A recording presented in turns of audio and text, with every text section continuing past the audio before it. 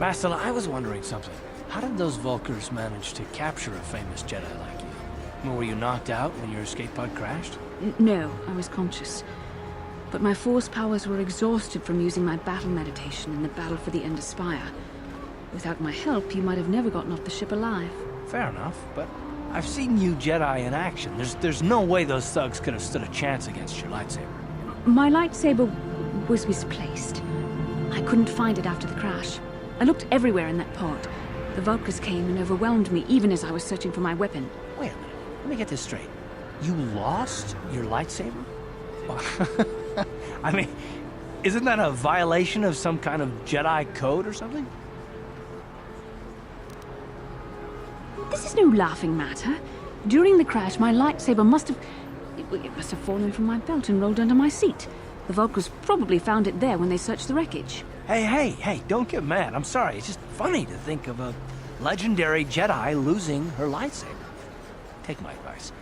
This is one detail you might want to keep out of the history texts. I hardly consider myself a legend, Carth. Though I will consider your advice when I relate these events to the Jedi Council. There is no need for them to know every detail of what transpired. Hey, Bastila. You ever use the Force just for fun? You know, a little jolt of the Force to trip up some jerk who's ticking you off? I would never use the Force for such petty and trivial revenge. The mere thought of it's preposterous. Oh, come on. There's gotta be times when you've thought about it. Don't be so stuck up. You can tell me. I am not stuck up. I merely have the years of training to give me the wisdom and understanding to see how childish such an act would be. Childish? Is that a crack about my age? You ain't much older than me, Miss High and Mighty. Just 'cause you're some Jedi doesn't mean you can be a prissy little... What the... Hey, that wasn't funny. I have no idea what you're talking about, Mission. Come now, we have to get going. Please, do try to be less clumsy in the future. Knock his block off, maybe, sure, but not kill him. Oh, no. I hope you don't find that incriminating. You know, normally I'm not prone to outbursts like that, but Calder, Mr. Nedick, he was not a very nice person. Not a very nice person to me or my family. I had had my suspicions for several weeks, but had no proof until 2 days ago. It seems Calder was seeing my wife. Right under my nose, no less. Well, if you can't keep her, it's your own fault. But, as much as I may hate him for that, I could not kill him. It may have been my own fault for driving my wife away. I must try not to take the law into my own hands. I was just out running, trying to clear my head for the divorce proceedings, not stalking him to kill him. Running is not a crime. So, Bastila, I heard a rumor that the Vulkars captured you without much of a struggle. It must be embarrassing to be bested by a handful of street thugs. There were extenuating circumstances, and I can assure you, it took far more than a handful of Vulkars to subdue me. Whatever you say.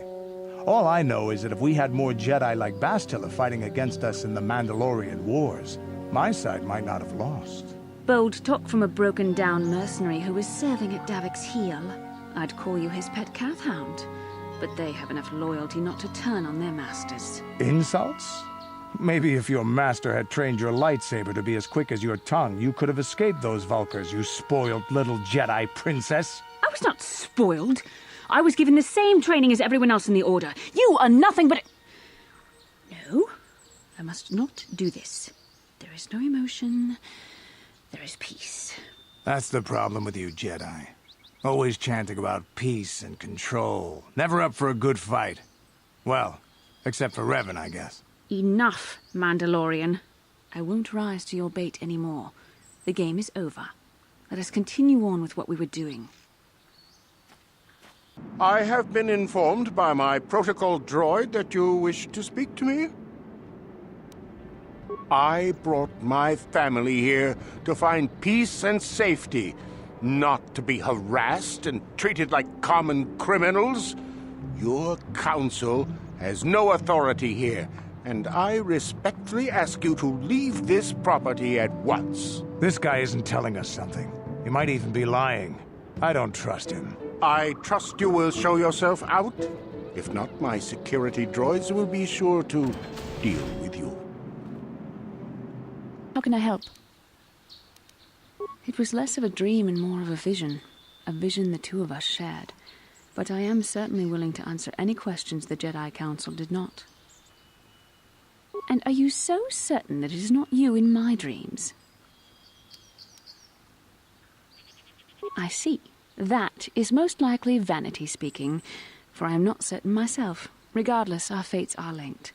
The vision was no doubt meant for us both. Ronda dijo tonga kun hunkabi. Wana kun bez ching palamule tunking ba nunote. They are the scum who could not stand defeat and fled the final battles. They do us no credit. You are easily the vainest, most arrogant man I have ever met. Besides, I know you can't be serious, since I was purposefully not staring in your direction. I am a Jedi, remember? I have far too much mental discipline to reveal what goes on inside my mind with such obvious physical clues. My thoughts remain hidden, including whatever my feelings are for you. Whatever I think about you. That is you. Why must you be so impossibly infuriating? You know very well what I am really talking about. I am referring to the bond between us, the one the Jedi Council spoke of. Our connection allows us glimpses into each other's mind. We can feel some of what the other feels, and what I feel within you troubles me. A Padawan must receive considerable training. They must learn to control their emotions and darker impulses. Often it takes years before using the Force can be considered safe. The fact that you are so strong in the Force and have had such relatively little training could have terrible consequences. For you, and for everyone around you.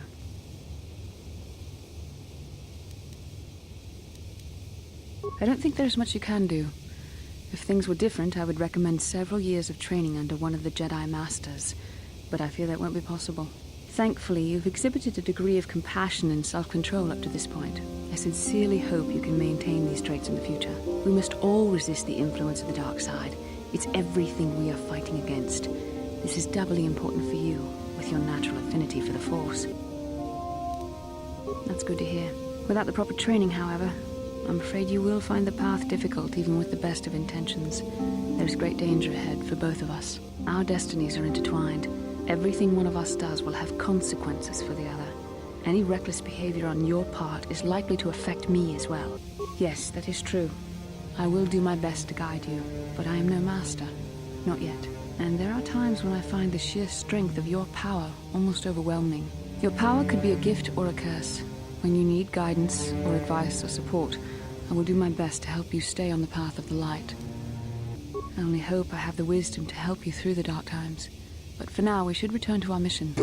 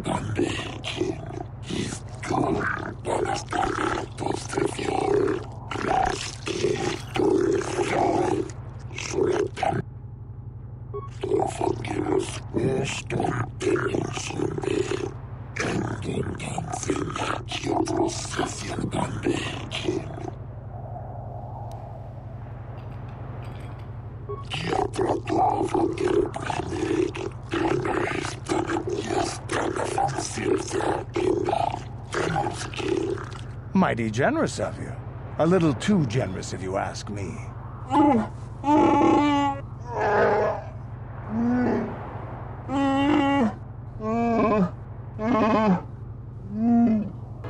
Ganderous. I haven't seen you since the Republic broke our ranks at the Battle of Malachor. Ergeron, I see you've got some new guns to add to your collection. Times must have been profitable for you since the war. Very profitable. When the Republic defeated our fleets, I learned a valuable lesson. It's far better to be a freelance mercenary in a war than to be a soldier for the losing side. If you're here to offer me a job, I'm not interested right now. I got so many offers I can't keep up as it is. Maybe that Iridorian skullslagger at the bar, or the Johnny Nerf herder cowering in the corner is available. Well, nothing.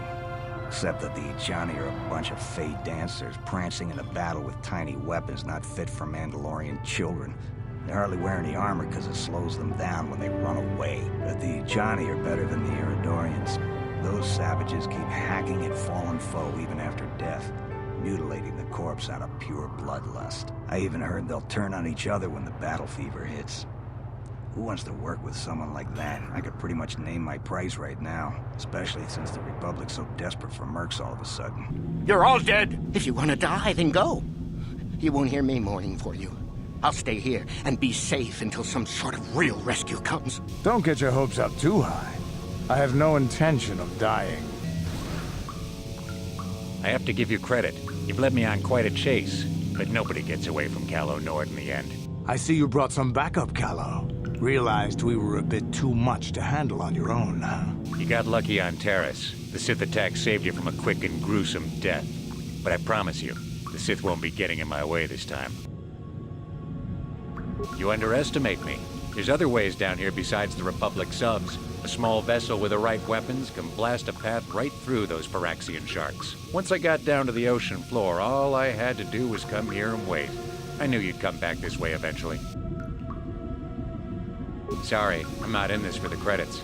You're the only ones who've ever gotten away from me. I've got a rep to protect. Let's go, boys. Showtime.